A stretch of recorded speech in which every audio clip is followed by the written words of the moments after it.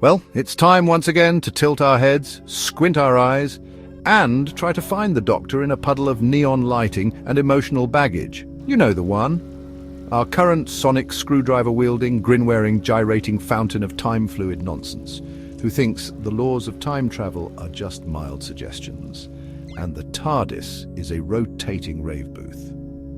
Paired with an insufferable companion who acts less like a curious traveller and more like a street-smart soap character from an alternate timeline where subtlety died in a dumpster fire. Yes, folks, it's time to once again see how this overexpressive performance art project with a Time Lord label mangles the timelines, flirts with everything that breathes, and lets innocence drop like flies because moral lectures and slow-motion walks apparently outrank common sense. Buckle up, because this ain't your granddad's Doctor Who. This is spectacle over substance, and it's on fire. And not in the good way. Welcome to the Snake Pit, where we're full of bile and venom.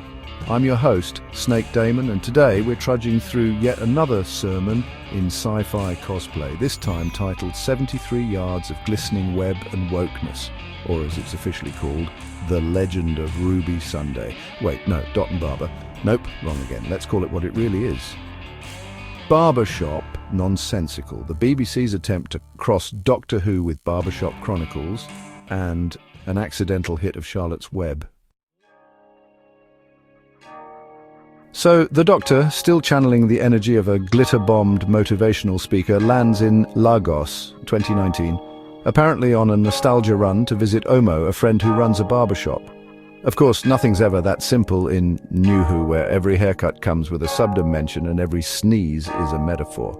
Omo's gone missing along with other men. And wouldn't you know it, the barbershop has been hijacked by an interdimensional storytelling parasite known as the Barber. Yes, really, a villain so terrifying that I almost spilled my drink from laughter. The Doctor, trapped inside, finds out he's on a giant spider web, which, naturally, is a metaphor for culture, stories, and probably climate change if you squint hard enough. The Barber spins tales to power a magical story engine. Belinda shows up, of course, because we need a third wheel to gasp dramatically and overact to camera. And before long, we're treated to monologues, identity metaphors, spider symbolism, and something about gods and culture and webs of destiny, because actual coherent storytelling died about 5 regenerations ago. Then enters Abena, daughter of Anansi, who the Doctor ghosted during his fugitive phase, because even Time Lords can't resist the urge to dodge responsibility. She's here for revenge, sort of, until the Doctor wins her over by letting her braid his hair like he's about to attend a cosplay seminar on mythic healing through performance poetry, with his braids now doubling as a literal map to the engine's core, because, of course, the Doctor powers the engine with his never-ending story, which is the most narcissistic deus ex machina this side of a TikTok bio. And just when the story seems like it's finally about to mean something, it implodes into a mess of retreat, redemption, and forgiveness. The Barber reforms. Abena walks off into a stock ending. Omo retires. The Doctor grins and skips off with Belinda like the Spider God story arc meant absolutely nothing.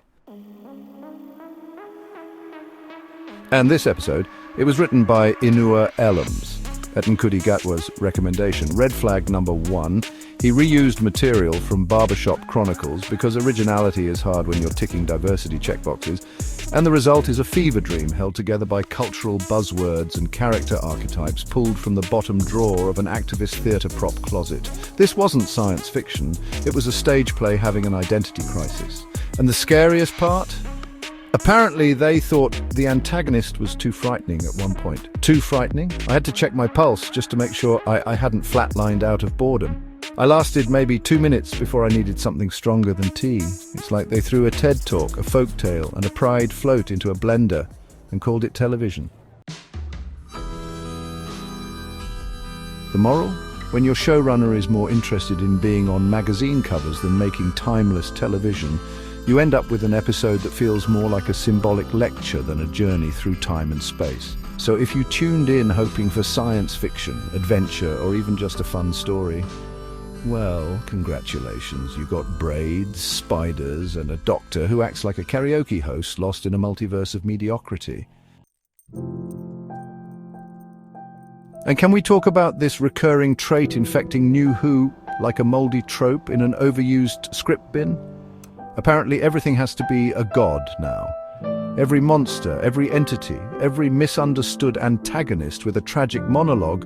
Oh, surprise, they're actually some kind of deity or demigod or divine concept wrapped in human allegory.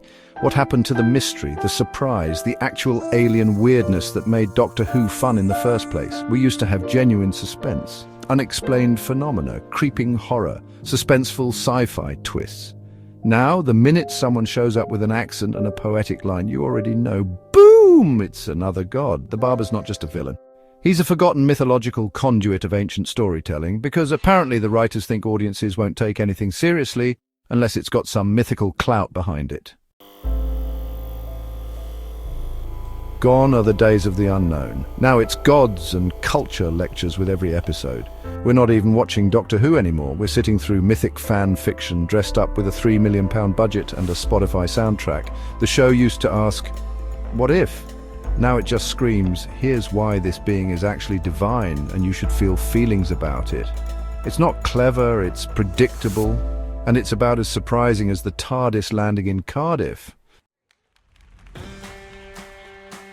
But hey, I suppose we should offer a polite, slow clap to the fact that 1.5 million viewers did return this week, though it's less of a triumphant comeback and more like a search party dragging 80,000 extra bodies along for the ride, kicking, screaming and wondering how the hell they ended up here. At this rate, the BBC's audience growth strategy is basically Stockholm Syndrome with subtitles. But hey, at least the TARDIS still looks like a glorified disco ball. Thanks for dropping by the Snake Pit, where we thrive on untapped potential and lost opportunities. Don't forget to subscribe and hit that bell, like the video, and leave your opinions in the comments, where naturally I won't read them until next time. Stay venomous.